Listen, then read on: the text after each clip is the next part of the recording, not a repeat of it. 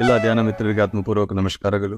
ಇವತ್ತು ಧ್ಯಾನ 365 ಅಲ್ಲಿ 314ನೇ ಸೆಷನ್. ಪ್ರತಿ ದಿವಸ ಸತ್ಯಯುಗದಲ್ಲಿ ಸಾವಿರ ವರ್ಷ ಈ ಶರೀರದಲ್ಲಿ ಒಂದೊಂದು ಜನ್ಮ ಜೀವಿಸ್ತಾ ಇದ್ದ ಈ ಮನುಷ್ಯ ತ್ರೇತಾಯುಗ, ದಾಪರಯುಗ ಮತ್ತೆ ಈಗ ಕಲಿಯುಗದಲ್ಲಿ 50, 60, 70ಕ್ಕೆ ಶರೀರವನ್ನು ಬಿಡ್ತಾ ಇದ್ವಿ. ಅಂದ್ರೆ ಒಂದು ಯುಗದಲ್ಲಿ ಈ ಶರೀರ ಎಷ್ಟು ಸಾವಿರ ವರ್ಷಗಳು ಬೇಕಂದ್ರೂ ಇತ್ತು, ಈಗ ಇಲ್ಲ. ಯಾಕೆ ಅಂದರೆ ನಮ್ಮ ದೃಷ್ಟಿ ಆಧ್ಯಾತ್ಮಿಕತೆ ಮೇಲೆ ಇಲ್ಲ. ಇವಾಗ ಯಾರತ್ರ ಹೋಗಿ ನಾವು ಮಾತಾಡಿದ್ರು ಮೆಟೀರಿಯಲ್ ಸಕ್ಸಸ್ ಬಗ್ಗೆ ಮಾತ್ರ ಜಾಸ್ತಿ ಮಾತಾಡ್ತಾರೆ. ಈ ಶರೀರ ಸುಮ್ಮನೆ ಒಂದು ಮೇಂಟೈನ್ ಮಾಡಬೇಕು ಅಷ್ಟೇ. ಈ ಶರೀರ ಇಟ್ಕೊಂಡು ನಾವು ಎಷ್ಟು ವರ್ಷ ಬೇಕಂದು ಇರ್ಬೋದು, ಮುಕ್ತಿ ಮೋಕ್ಷ ಪಡಿಬೋದು ಅನ್ನೋದ ಮೇಲೆ ದೃಷ್ಟಿ ಇಲ್ಲ. ಅಂದ್ರೆ ದೃಷ್ಟಿ ಇರಬೇಕು ಅಂದ್ರೆ ಫಸ್ಟ್ ಅವೇರ್ನೆಸ್ ಇರಬೇಕು. ಈ ತರ ಒಂದು ಇದೆ ಅಂತ ಅನ್ನೋದು ಗೊತ್ತಿಲ್ಲ. ನಾವು ಏನೋ ಒಂದು ಹೊಸದಾಗಿ ಕ್ರಿಯೇಟ್ ಮಾಡೋ ಅವಶ್ಯಕತೆ ಇಲ್ಲ. ಆಲ್ರೆಡಿ ನಮ್ಮ ಹತ್ರ ಇತ್ತು, ಅದು ನಾವು ಮಿಸ್ ಮಾಡ್ಕೊಂಡಿದ್ದೀವಿ, ಕಡಿಮೆ ಆಯ್ತು ಅಷ್ಟೆ. ಮತ್ತೆ ನಾವು ಅದನ್ನ ರಿಎಸ್ಟಾಬ್ಲಿಷ್ ಮಾಡಬೇಕು.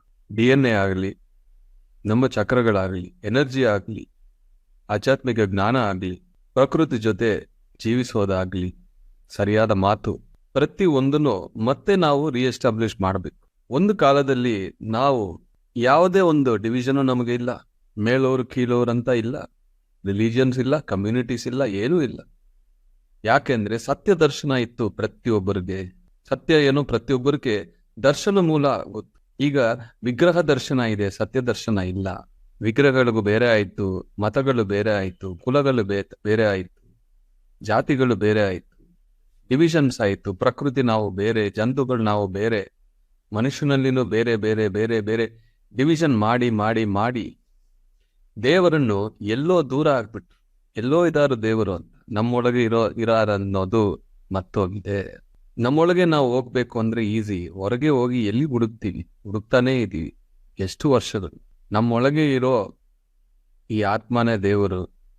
ನಿಜವಾಗಿ ಹೇಳ್ಬೇಕಂದ್ರೆ ನಾವೇ ದೇವರು. ಇಲ್ಲಿ ಇರೋ ಪ್ರತಿಯೊಬ್ಬರು ದೇವರು. ನೀವು ಮಾತಾಡೋ ಪ್ರತಿಯೊಬ್ಬರು ದೇವರೇ. ನೀವು ಆಲೋಚಿಸೋ ಪ್ರತಿ ಆಲೋಚನೆ ದೇವರೇ. ಮಾತಾಗಲಿ, ನಿಮ್ಮ ಆಲೋಚನೆ ಆಗಲಿ, ಭಾವನೆ ಆಗಲಿ, everything is god and everything is divine. ಇದನ್ನು ನೆನಪಿಟ್ಕೊಂಡು ನಾವು ಜೀವಿಸಬೇಕು. ಈ ಒಂದು ಅವೇರ್ನೆಸ್ ಇದ್ರೆ ಜ್ಞಾನವನ್ನ ನಾವು ಅಕ್ಯುಮುಲೇಟ್ ಮಾಡ್ತಾ ಇರಬೇಕು ಎಲ್ಲಾ ಕಡೆಯಿಂದ. ಜ್ಞಾನಾಗ್ನಿದತ್ತ ಕರ್ಮನ, ಜ್ಞಾನ ಅನುಭವ ಮೂಲಕ, ಜ್ಞಾನ ಮೂಲಕ ಕರ್ಮದತ್ತವಾಗುತ್ತದೆ. ಅಲ್ಲಿಂದ ನಮಗೆ ಮುಕ್ತಿ ಮೋಕ್ಷ ಸಿಗ್ತದೆ. ಇಷ್ಟೇ ಸಿಂಪಲ್ ಫಾರ್ಮುಲಾ. ಒಂದು ಮರದಲ್ಲಿ ಹಣ್ಣು ಬೇಕು ಅಂದ್ರೆ 1 ವರ್ಷ ಕಾಯಬೇಕು. ಆ ಸೀಸನ್ಗೆ ಹಣ್ಣು ಬರುತ್ತೆ. ಮುಕ್ತಿ ಮೋಕ್ಷನೂ ಒಂದು ಸೀಸನ್ಗೆ ಬರುತ್ತೆ.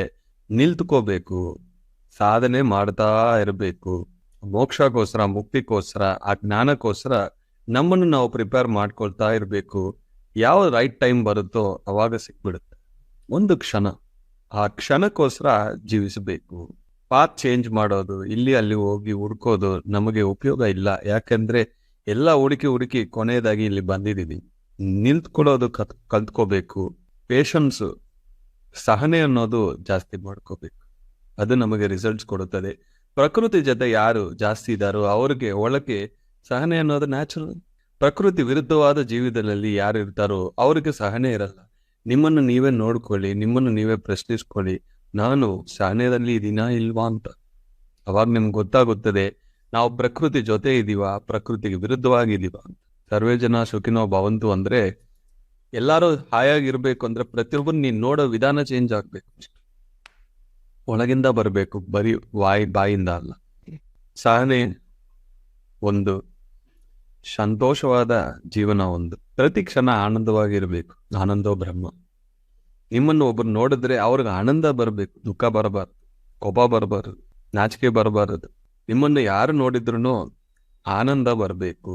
ನಿಮ್ಮನ್ನು ಯಾರು ನೋಡಿದ್ರು ಶಕ್ತಿ ಬರಬೇಕು. Live to inspire. Thank you very much my dear masters.